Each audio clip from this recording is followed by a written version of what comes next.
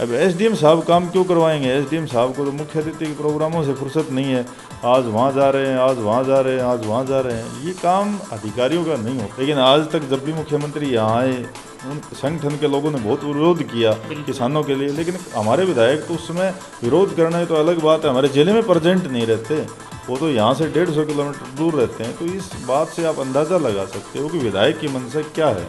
नमस्कार दोस्तों, मैं प्रदीप कौशिक, इंडिया न्यूज़ आप देख रहे हैं और वो चीज़ें देख रही हैं जो नहीं देखनी चाहिए, जो यहाँ के नेता भी नहीं देखना चाहते, यहाँ की जनता सहना नहीं चाहती, लेकिन कमजोरी कहाँ है वो समझ नहीं आ रही। लोग साफ कह रहे हैं, अगर आप समझते हैं तो इसी संदर्भ में आज हम महेंद्रगढ़ के उस पुराने समाज सेवी से मिलने आए हैं जो लंबे समय से, मतलब पुराने समय से लगे हुए हैं आप सबकी सेवा में और लगातार ऐसे मुद्दे उठाते हैं जो सरकार भूल जाती है और जो जनता की ज़रूरत होती है। सरताज जनसेवा ग्रुप पीआरओ कुलदीप यादव जी से बातचीत करेंगे महेंद्रगढ़ के कुछ खास मुद्दों को लेके। नमस्कार सर। नमस्कार। आप कैसे हैं? सभी दर्शकों नमस्कार। मैं ठीक हूँ। कल हॉस्पिटल में थे, आज तबीयत कैसी? हाँ, आज आराम है। आराम है। तो जो देश और दुनिया है, महेंद्रगढ़ के लोग हैं वो बहुत परेशान हैं। आप भी अवगत हैं उस स्थिति से, जिस रोड पे आप कल आए थे, बुरा हाल है। सबसे पहले तो आपके अंदर क्या चल रहा है उसको लेके वो बताएं, क्या हालात है? नहीं, हालात तो आपके सामने है कि आप हर रोज़ उसकी न्यूज़ दिखा रहे हो कि हालात तो, अब मैं अपने मुख से बताऊं, हालात किसी से अनभिज्ञ नहीं है, क्योंकि प्रत्यक्ष को प्रमाण की ज़रूरत नहीं होती। और मैं देख रहा हूं कि जो मीडिया के आप जैसे जो साथी हैं, हर रोज़ महेंद्रगढ़ की, चाहे वो नगर पालिका की सड़क हो, चाहे हाईवे की सड़क हो, आप लगातार इस चीज़ को कवर अप कर रहे हो। तो हालात मुझे बताने की ज़रूरत नहीं, हालात तो बद से बेहतर हैं।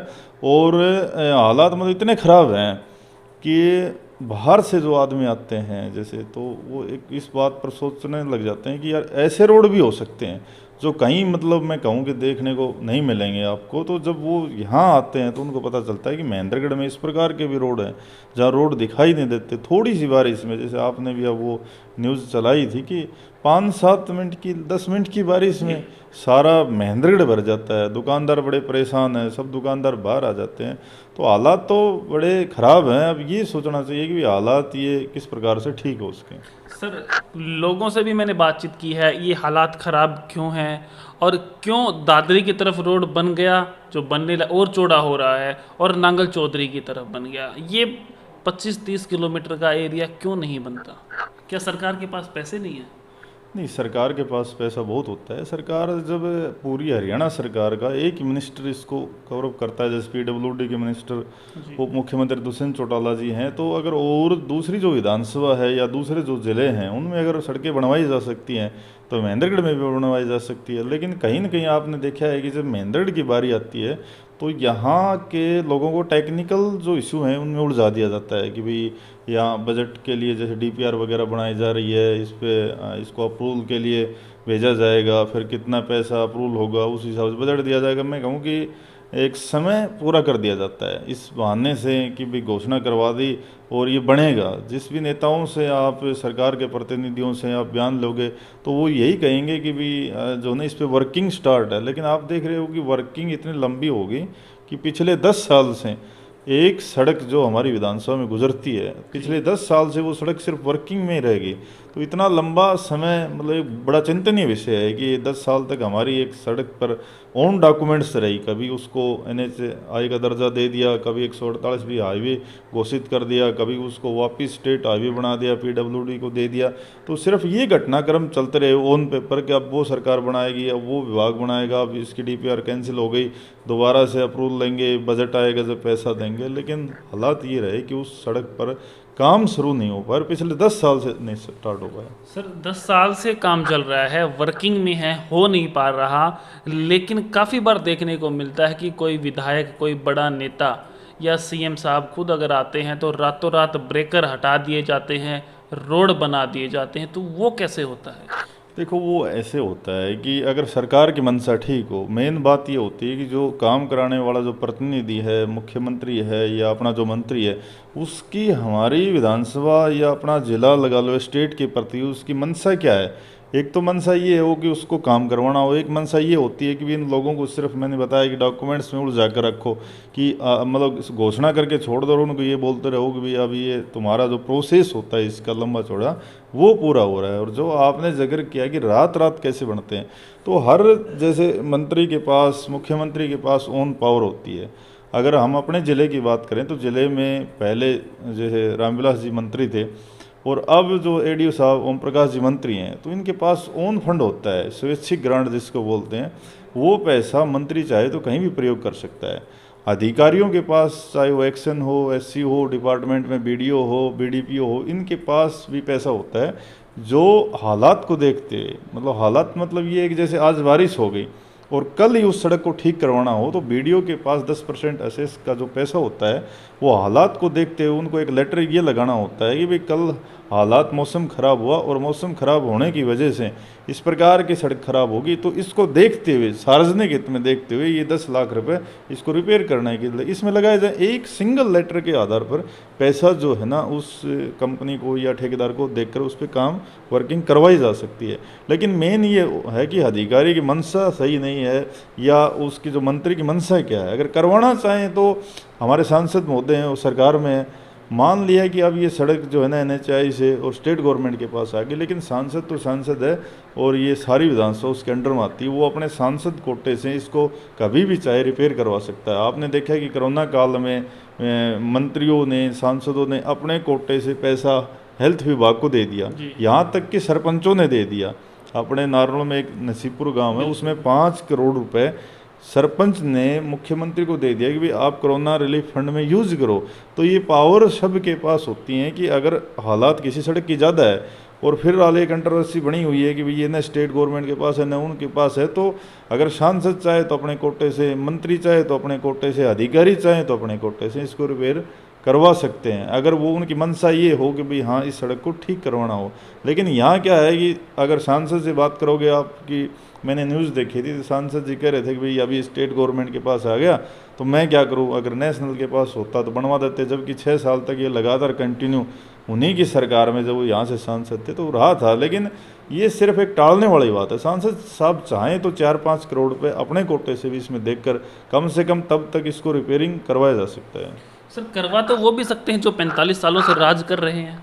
हाँ वो भी करवा सकते हैं क्योंकि वो पूर्व के मंत्री हैं। अगर वो चाहें तो सरकार से, मुख्यमंत्री से बात करके, दुष्यंत चौटाला जी से बात करके, सांसद जी से बात करके, डीसी से बात करके, ये जो कड़ी मैंने आपने बताई है इनसे बात करवा के वो इनका जो पेमेंट मंजूर करवा सकते हैं। अगर वो चाहें तो ग्रीवेंस कमेटी की मीटिंग में जैसे सब यहाँ पर जो मंत्री आते हैं उस समय भी इसका पैसा, मैंने कहा कि सब डिपार्टमेंटों के पास कुछ पैसा रिजर्व होता है जिसको हम कहीं भी यूज़ कर सकते हैं। जैसे आपने बताया कि भाई मुख्यमंत्री आता है तो क्यों हो जाता है, वो उसी पैसे का प्रयोग किया जाता है कि कल कोई मंत्री जैसे आपके गांव में पत्थर लगाने जाएगा तो उस पत्थर का खर्चा और उस प्रोग्राम से संबंधित जो भी खर्चा होता है जिसमें 2-3 लाख जितना भी लगो वो उस फंड से यूज़ किया जा सकता है।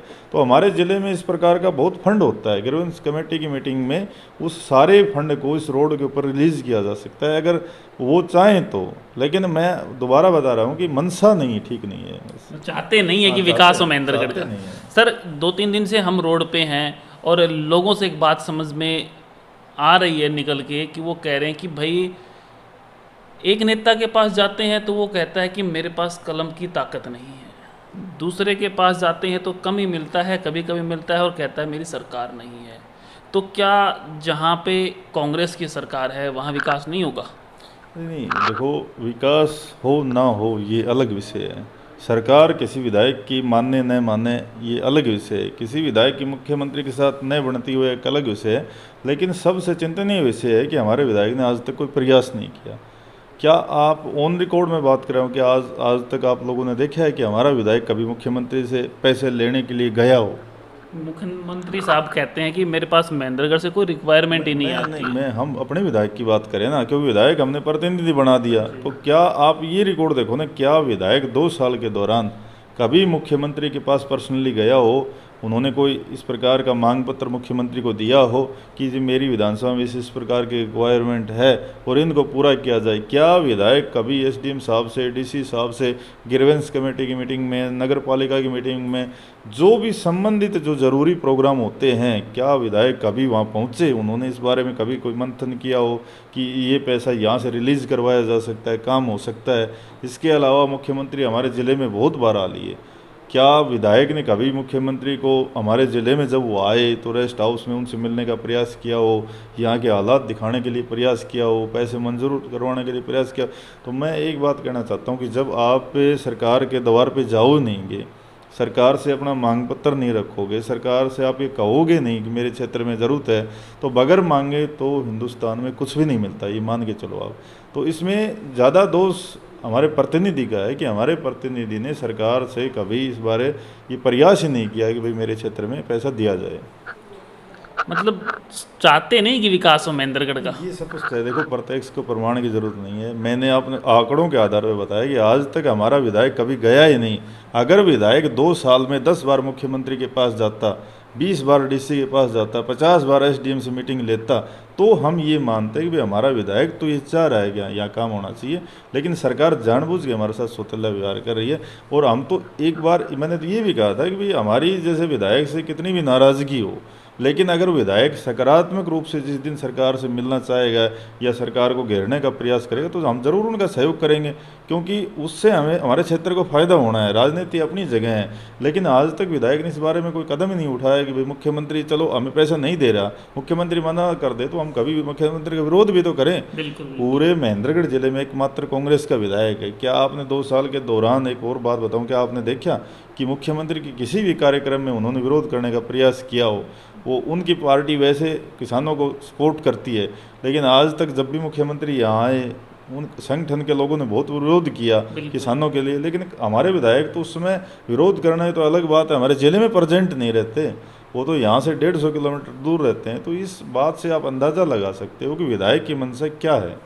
सर 35 से 40 मौतें एक्सीडेंट के दौरान इस रोड पे अब तक हो चुकी हैं, तो क्या आगे लोगों को जो नेता बनेंगे और उनको वोट नहीं लेना या इन्हें चुनाव नहीं लड़ना या लोगों की मौत से ज़्यादा इन्हें अपनी राजनीति प्यारी है? देखो ऐसा है कि मैं आपको स्पष्ट रूप से बताऊं कि हमारे क्षेत्र के लोग बड़े शांति प्रिय हैं।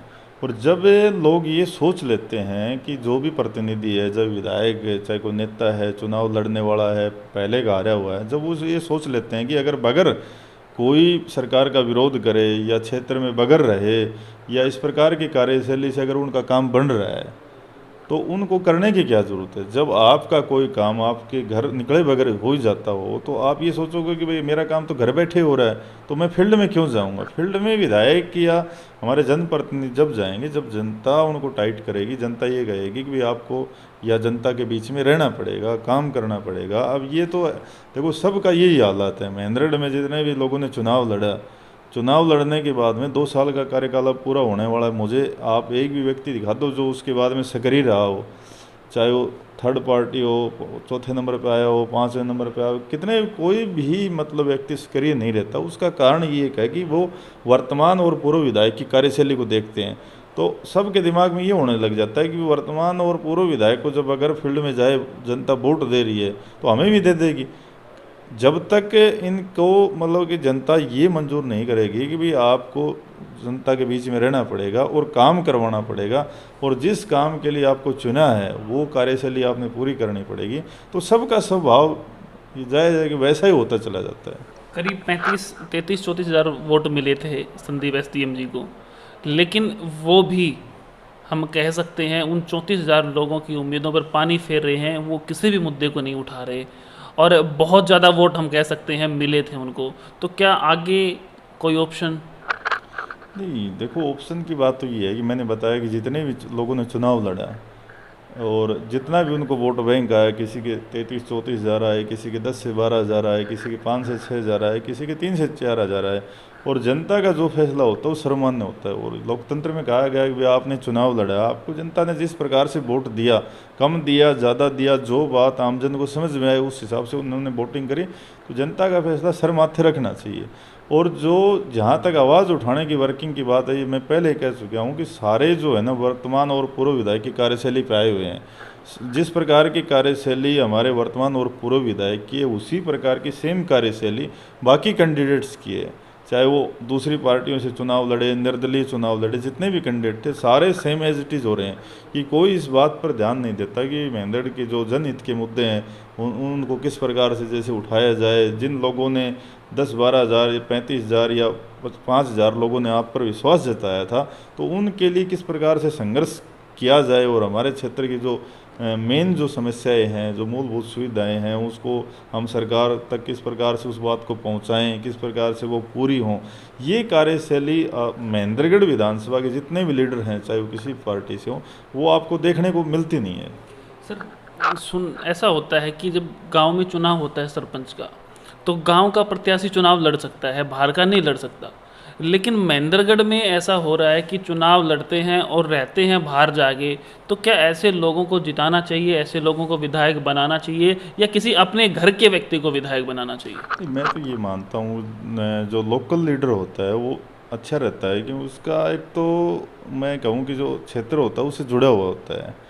अगर आप बचपन से यहाँ रहे हो और यहाँ रेगुलर रह रहे हो तो आपको ये पता होता है कि भाई किस क्षेत्र में जैसे क्या समस्याएं हैं, कहाँ पानी की ज़रूरत है, कहाँ बिजली की ज़रूरत है, कहाँ डेवलपमेंट करना है, कहाँ सड़कें बननी है। तो वो चीज़ें उनके एक मतलब जो चीज़ आपने सहन करी है, अगर आप जिस गांव में पैदा हुए हो तो आप बचपन से आपको ये पता है कि भाई हमारे गांव की ये समस्या सबसे बड़ी है। और जब भी आपका विचार रहता था कि जब भी मैं सत्ता में जाऊं तो इस समस्या का समाधान ज़रूर करूंगा। तो अगर लोकल लीडर को जनता बढ़ाए तो उसके देखो मातृभूमि के प्रति थोड़ा प्रेम सभी का होता है। अगर हम बाहर से लीडर को बढ़ाएंगे तो वो सपोज करो कि अपने उस एरिया का भी ध्यान जरूर रखेगा, चाहे वो नौकरियों की बात हो, चाहे और दूसरी बात हो। जब भी उसके पावर आएगी उसके पास, तो हमारे क्षेत्र ने तो उसको बनाया है। इसके अलावा जो जहाँ से वो जो उसकी जन्मभूमि है, वो कर्म भूमि दिए रहेगी, जन्मभूमि दूसरी रहेगी, तो जन्मभूमि में जरूर वो हमारे हक का पैसा वहाँ जरूर देगा, कुछ ना कुछ तो करेगा। हाँ करेगा। तो ये नुकसान हमारी विधानसभा को भुगतना पड़ेगा। तो मेरा तो ये मानना है कि बाहरी कैंडिडेटों का मैं तो शुरू से विरोधी रहा हूँ, चाहे वो कोई भी हो, कि भाई हमारे हल्के का कैंडिडेट बना जो है ना, जनता उसको सपोर्ट करे, चाहे वो कोई भी हो। तो इससे आने वाले जो समय में अच्छे प्रभाव देखने को मिलेंगे। सर यहाँ के नेताओं की बात करें, लोकल विधायक बनाने की बात करें, तो ऑप्शन है एक, आपका नाम भी आता है। तो क्या आप भी इस लिस्ट में शामिल होंगे? अब की बार आप भी चुनाव लड़ेंगे?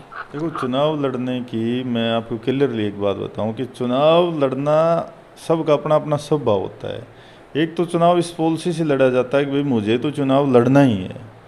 एक चुनाव होता है जन भावनाओं का चुनाव, कि आपके प्रति लोगों की ये भावनाएं हों, लोग ये चाहें, एक मतलब एक संगठन के रूप में आमजन ये चाहे कि भाई हाँ भाई आप अच्छा काम कर रहे हो, हम आपको सपोर्ट करेंगे, या आपकी इस फील्ड में ज़रूरत है हमें, और पहले वाले नेताओं से हम परेशान हो चुके हैं, तो चुनाव लड़ने का बेनिफिट है। मेरी ये विचारधारा रही है कि हम ज़बरदस्ती किसी से वोटिंग नहीं करवाना चाहते। जब ये ऐसा माहौल यहाँ लगेगा, हमारा काम है कि मेहनत करना, भाई हम ज़्यादा से ज़्यादा लोगों के मतलब जो जन समस्याएं हैं उनको हम सुलझाने का प्रयास करें, ज़्यादा से ज़्यादा लोगों में जागृति लाने का प्रयास करें। फिर अगर आमजन हमारे सपोर्ट में आएगा, हम इस प्रकार से जैसे पिछले चुनाव में मैंने कहा था कि भाई एक पंचायत करके और ऐसा किया जाए कि जैसे अब क्या होता है, मैं आपको साफ शब्दों में कहूँ कि कहेंगे कि भाई दोनों नेताओं के विरोधी हैं। अब हालात, आज के हालात तो ये हैं कि दोनों नेताओं को लोग गालियाँ दे रहे हैं, वे सड़कें नहीं बन रही, पानी नहीं है, बिजली नहीं है। लेकिन होता क्या है कि जब नज़दीक चुनाव आ जाता है, जब बिल्कुल नज़दीक चुनाव होता है, तो वही लोग धीरे धीरे उनके तरफ डाइवर्ट होने लग जाते हैं कि भाई मैं तो इस पार्टी में इतने साल से हूँ, कांग्रेस की तो अब की बार हो सकता है कि सत्ता आ जाएगी। कुछ लोगों के दिमाग में हो जाता है कि भाई बीजेपी की दोबारा सत्ता आएगी। तो अपने प्रलोभन में वो जनहित के जो मुद्दे हैं उनको कहीं न कहीं भुला दिया जाता है। और पिछली बार भी मैंने जब दोनों नेताओं की टिकट क्लियर हो ली, उसके बाद में सार्वजनिक रूप से एक पंचायत बुलाने का मैंने प्रयास किया था कि भाई अगर वास्तव में आप लोग ये चाहते हो कि इन दोनों से छुटकारा पाना है तो हमें त्याग करना पड़ेगा। अगर मैं ये चाहूँगा कि भाई मैं विधायक हूँ, दूसरा व्यक्ति ये चाहेगा कि दूसरा विधायक हो, तो मैं आज उस बात को फिर दोहरा रहा हूँ कि जब तक हम डिवाइडेशन रहेंगे, जब तक हम समाज से भी फटे रहेंगे, तो ये नेता बारी बारी राज करते रहेंगे। क्योंकि होता क्या है कि दोनों नेशनल पार्टी से हैं, इनकी पार्टियों का वोट बैंक है। और बाकी जो साथी हैं समाज से जो फील्ड में काम कर रहे हैं, मैं कर रहा हूँ, और भी जो साथी कर रहे हैं, तो हम बगैर पार्टी से हैं। और जब हम अलग अलग खड़े होंगे तो समाज से विचारधारा के जो लोग हैं वो भी डिवाइड हो जाते हैं। मतलब 5,000 किसी की तरफ चले गए, 10,000 किसी की तरफ चले गए, 20,000 किसी की, तो वोट बैंक एक प्रकार से फट जाता है। जब तक हम संगठन को ये मजबूत नहीं करेंगे कि भी एक बार हमारा क्षेत्र जो ना बहुत ज़्यादा पीछे चला गया है, तो क्यों ना हम सारे मिलकर एक ऐसा संगठन के रूप में कोई भी उम्मीदवार, जैसे पंचायती उम्मीदवार बना लिया जाए सबका फैसला लेके, तो इन दोनों की विदाई निश्चित रूप से हो सकती है। और पिछली बार की जो वोटिंग थी वो भी अगर हम सारे लोगों की जो इनके खिलाफ चुनाव लड़े थे उनकी अगर काउंटिंग करेंगे तो वो 65 से 1000 से अबव जा रही है। अगर वही वोट बैंक हम सब मिलकर किसी एक कैंडिडेट को डलवाते तो इनकी दोनों की जमानत जब्त होनी थी। लेकिन हो क्या जाता है, जब आखिरी समय आता ना तो सबको अपना अपना जैसे इच्छा हो जाती है कि मैं भी विधायक बनूं, मैं भी विधायक बनूं। तो इस प्रकार का माहौल रहेगा तो मैं आपके चैनल के माध्यम से कहना चाहता हूं कि मुझे चुनाव लड़ने का ज़्यादा शौक नहीं है। कुछ साथी ये सोच लेते हैं कि भाई कुलदीप यादव ये जो भी कर रहा है चुनाव के लिए कर रहा है, मुझे शौक नहीं है कि मैं विधायक बनूँ। आपके आशीर्वाद से सब कुछ वेल सेटअप है। हम ये चाहते हैं कि भाई आपके आशीर्वाद से, प्यार से, क्षेत्र से जब हम इस स्टेज पर पहुँचे हैं तो क्यों ना समाज सेवा का जो हमने बना रखा है संगठन, वो समाज सेवा हम करें। और पिछले साल से करते आ रहे हैं। ये नहीं है कि भाई चुनाव के समय उसकी स्पीड बढ़ा दी या बाद में कम कर दी या बीच में जैसे गायब हो गए। और समाज सेवा हमारा रेगुलर जो मुहिम है वो पिछले काफ़ी सालों से, जब से हमने संगठन बनाया है, चलाई है और आगे भी चलाते रहेंगे। और अगर सब समाज सेवी साथी इकट्ठा होकर या आमजन में अगर भावनाएं बढ़ेंगी कि चुनाव लड़ना चाहिए और यहाँ परिवर्तन की अगर माहौल है तो ज़रूर चुनाव लड़ेंगे। ज़बरदस्ती चुनाव लड़ने का कोई मेरा इरादा नहीं है।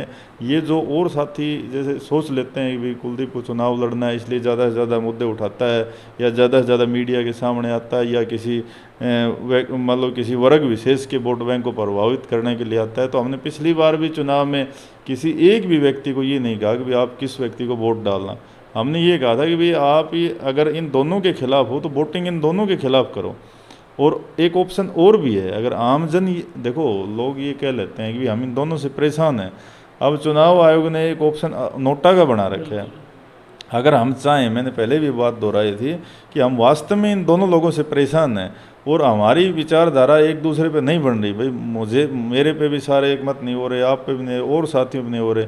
तो अगर इनको एक बार यहाँ से घुमाना है तो नोटा का प्रयोग भी कर सकते हैं। लेकिन नज़दीक चुनाव में मैं एक बात फिर दोहराना चाहता हूँ कि नज़दीक चुनाव पर नेशनल पार्टी की टिकट को देखते हुए लोग वोटिंग करते हैं और उसी चीज़ में हम पिछड़े हुए हैं क्योंकि हम अपनी पावर को नहीं समझ पा रहे।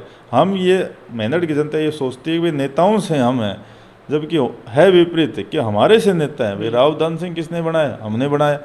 रामविलास शर्मा को विधानसभा में किसने भेजा? बार बार हमने भेजा। तो अगर हम उनको विधानसभा में भेजते हैं तो उनसे काम भी करवाना चाहिए और अच्छा अगर काम नहीं करते हैं तो उनको हराना भी चाहिए ताकि आने वाले समय में अच्छे कैंडिडेट को मौका मिले। बात करें नगर पालिका की तो पहले तो कहते थे कि पार्षद और चेयरमैन की बढ़ती नहीं है, लेकिन अब तो प्रशासन के एसडीएम साहब के पास चार्ज है, तो क्या एसडीएम साहब भी कुछ करने वाले नहीं है क्या? नहीं, महेंद्रगढ़ में कुछ नहीं हो सकता। हमारे क्षेत्र के लोग ऐसे हैं कि एसडीएम को नेता मान लेते हैं।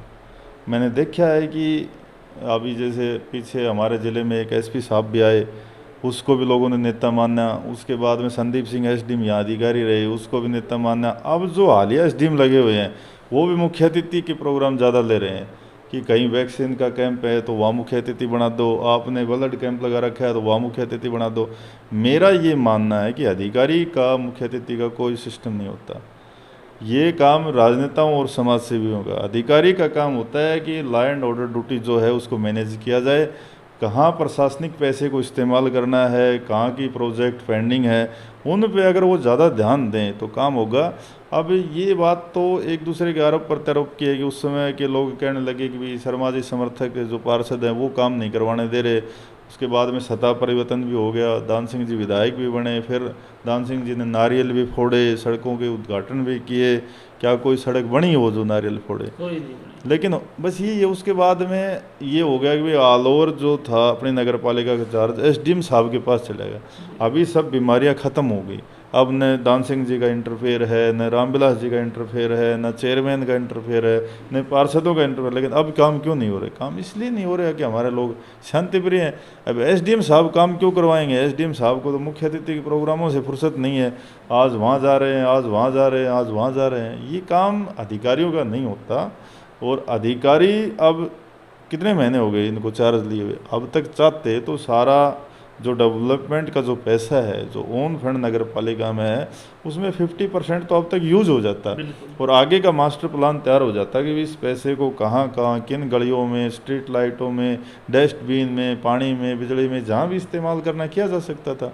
लेकिन हालात तो आप देख रहे हो कि ख़राब होते जा रहे हैं। तो क्या आप क्या उम्मीद करोगे कि भाई आगे आने वाले समय में काम होगा? मुझे कोई उम्मीद नहीं है इस प्रकार के। लोगों ने होना तो ये चाहिए कि संगठन के लोगों ने इकट्ठा होकर एसडीएम साहब के पास जाना चाहिए और उनको ये कहना चाहिए कि जी अब तो कोई रोड़ा नहीं है, अब तो आप ऑल ओवर पावर हो, जितना भी पैसा है आप टेंडर प्रक्रिया जो है ना ओपन करवाओ और इस पैसे को लौट किया जाए। और आप जो है नगर पालिका के जो मुख्य लोग हैं उनको इकट्ठा किया जाए कि भाई कहाँ कहाँ पैसा इस्तेमाल किया जाए, कहाँ कहाँ के। तो बुलाने की ज़रूरत नहीं है, पहले तो सड़कें ठीक करवा दी जाएँ। भाई फर्स्ट पॉइंट तो ये है कि हमारी सड़कें ठीक होनी चाहिए, उसके बाद में पैसा बचता है तो लाइटों पे यूज़ होना चाहिए, सीवर में यूज़ हो जाए और बहुत से संबंधित बातें हैं। लेकिन जिस प्रकार से ये रूपरेखा चली हुई है, मैं स्पष्ट बताना चाहता हूँ कि यहाँ कोई काम करने वाला है नहीं। मेन पॉइंट एक निकल के आया है कि यहाँ पे सरकार, प्रशासन, नेता, अधिकारी कोई नहीं चाहता कि विकास हो। तो सर क्या जिस प्रकार से नेता एक दूसरे के विपरीत पार्टियों में होते हैं, क्या महेंद्रगढ़ में जो समाज सेवी हैं वो भी इसी प्रकार से बिखरे हुए हैं? क्या वो एक हो जाएं तो काम हो सकता है? हो सकता है। देखो मैंने पहले भी बताया, अगर सभी संगठनों के लोग हैं वो एक मंच पे काम करे तो निश्चित रूप से काम हो सकता है। और हमने कई बार इस बारे में प्रयास भी किया है कि भाई कोई मंच बनाया जाए, लेकिन विफल रहे हैं अब तक। मैं स्पष्ट शब्दों में कहूँ कि बहुत से आंदोलन हमने इन मंचों के माध्यम से खड़े करे, बहुत सी कमेटियाँ बनी, बहुत सी महापंचायतें हुई पिछले 6-7 साल के कार्यकाल के दौरान। 2014 से 21 तक 7 साल पूरे हो गए, लेकिन आज तक कोई भी मतलब जहां हमें कामयाबी नहीं मिली। सिर्फ है समय का खराब हुआ, आंदोलन में बैठे रहे। क्योंकि होता यही है कि सब अपने अपने संगठनों का, जब तक मैंने एक बात बताई थी कि जब तक ये नेता भी यहाँ से नहीं जाएंगे, जब तक हम अलग अलग फटे रहेंगे और तब तक विकास भी नहीं होगा। कुछ समय ऐसा होता है जब राजनीतिक विचारधारा से ऊपर उठकर हमें काम करना होता है, चाहे वो जिला हेडक्वार्टर का आंदोलन हो या कोई भी आंदोलन हम कर रहे हैं ना। तो कुछ प्रोटोकॉल ऐसे होते हैं कि उस समय सबको ये बोलना पड़ता है कि भाई मैं विधायक हूँ या मैं चेयरमैन हूँ या मैं कुछ मतलब कि ये मान लेना पड़ता है कि भाई मैं तो एक पंचायती आदमी हूँ। जिस प्रकार से किसान आंदोलन में आप देख रहे हो कि कितने बड़े से बड़ा कोई पूर्व का मुख्यमंत्री आ जाए या कितना बड़ा नेता आ जाए उसको बैठा दिया जाता है। फैसला कौन करता है? कि संयुक्त किसान मोर्चा। तो जब तक कोई ऐसा संगठन नहीं बनेगा ना जो इन सब संगठनों को लीड करे, जैसे संयुक्त किसान मोर्चा में सब पार्टियां समर्थन दे रही हैं, सब सामाजिक संगठन समर्थन दे रहे हैं, लेकिन उसको लीड कौन करता है? संयुक्त किसान मोर्चा। फैसला क्या लेना है वो संयुक्त किसान मोर्चा लेता है। तो उसी प्रकार से महेंद्रगढ़ में जब तक कोई ऐसा संगठन नहीं बनेगा, संगठन बन लिए लेकिन चले नहीं, क्योंकि संगठन तोड़ दिए जाते हैं। कि उसका कारण क्या रहता है कि वर्तमान और पूर्व विधायक के दोनों आदमियों की उसमें एंट्रियाँ हो जाती हैं और वही लोग उस संगठन को कमज़ोर कर देते हैं। धीरे धीरे धीरे धीरे उसमें अपने उस संगठन को माइंड डाइवर्ट करके, अब देखो कितना बड़ी आंदोलन जिला मुख्यालय के लिए आपने देखा कि कितने दिन तक हड़ताल चली, कितने दिन तक हमारा सारा वर्किंग बंद रही, कितना बढ़िया रोड जाम हुआ। उसके बाद में क्या हुआ? दूसरी बात ये है कि हमारे लोग बहुत जल्द ये मान लेते हैं कि भाई काम हो जाएगा। अगर यहाँ 5,000 आदमी इकट्ठा हो रहे हैं ना, और गवर्नमेंट की तरफ से आप या तो घोषणा करवा दो, मुख्यमंत्री की तरफ से या कोई लेटर जारी करवा दो, तो हमारे लोग तुरंत ये स्वीकार कर लेते हैं कि भाई हाँ ये चीज़ हो जाएगी। जब जिला हेडक्वार्टर का आंदोलन चला हुआ था, 12 जनवरी का जो महाजाम लगा वो बड़ा सफल महाजाम था। उसके बाद में मैंने एक बात कही थी कि अब इस आंदोलन को ख़त्म किया जाएगा। अब राजनेताओं के माध्यम से झूठी एंट्री इसमें मारी जाएंगी, इसको ख़त्म किया जाएगा।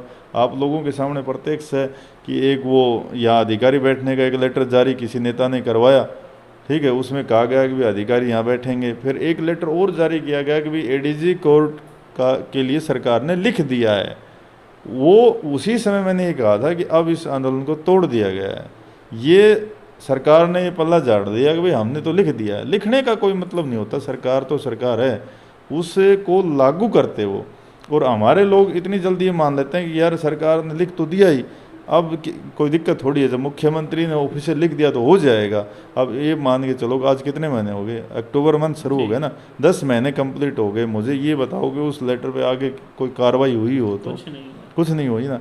वो सिर्फ उस आंदोलन को तोड़ने के लिए एक फंडा था, लेकिन लोग मान नहीं रहे थे। अब तो बहुत से लोग इस बात को मानने में लग गए कि भाई आप ये बात ठीक कर रहे थे। लेकिन मैंने तो आज की वीडियो में नहीं, मेरी जो जनवरी की वीडियो है इंटरव्यूज में आप उठा के देखो, मैंने उस समय कहा था कि इन दोनों लेटरों के माध्यम से सिर्फ इस आंदोलन को तोड़ा जाता है। तो हमारे लोग इतने सहनशील हैं कि हम तो वैसे ही मान लेते हैं कि कल ने एसडीएम भी मीटिंग करके ये कह देगा ना कि भाई आपके नगर पालिका में जैसे काम 7 दिन बाद शुरू हो जाएगा, तो हमारे लोग तो उसी को मान लेंगे भाई ठीक है एसडीएम साहब ने कह दिया, एसडीएम को भी साहब मान देते हैं। तो अगर इस प्रकार की पॉलिसी रहेगी तो मुझे नहीं लगता कि कोई काम आगे होने वाला है। इस प्रकार से सारी बातें डिटेल से आप लोगों को बताई हैं। सर एक बार और बता दो कि ये रोड अब कब तक बन जाएगा? कौन सा वाला? ये जो नेशनल हाईवे होता था। देखो इस रोड का फिलहाल मुझे लग नहीं रहा कि सरकार की कोई मंशा है, इसको सरकार बनाना चाह रही। फिलहाल तो सरकार ऑन पेपर में लोगों को उलझाए हुई है। मुझे नहीं लगता कि भाई सरकार की कोई ऐसी मंशा फिलहाल ऑफिशियल चली हुई है कि भाई इस सड़क को कोई 2, 4, 5 महीने के अंदर बनाया जाए। भविष्य में क्या होगा वो तो एक अलग बात है। तो 2, 4, 5 महीने में तो नहीं बनेगी? मुझे नहीं लगता, जहाँ तक मेरा एक्सपीरियंस। अगर आप कुछ नहीं करते हैं, महेंद्रगढ़ एक नहीं होता है, तो आने वाले 4-5 महीने का बताया है कि रोड नहीं बनेगा। अगर आप चाहते हैं कि आपके चाहने वाले उस रोड पे न गिरें, न मरें, तो आप एक हो जाओ, सभी संगठन मिलके सरकार को हिला दो। अगर विकास करवाना है तो लगातार इसी प्रकार से जानकारी देते रहेंगे। देखते रहें इंडिया न्यूज़ 16।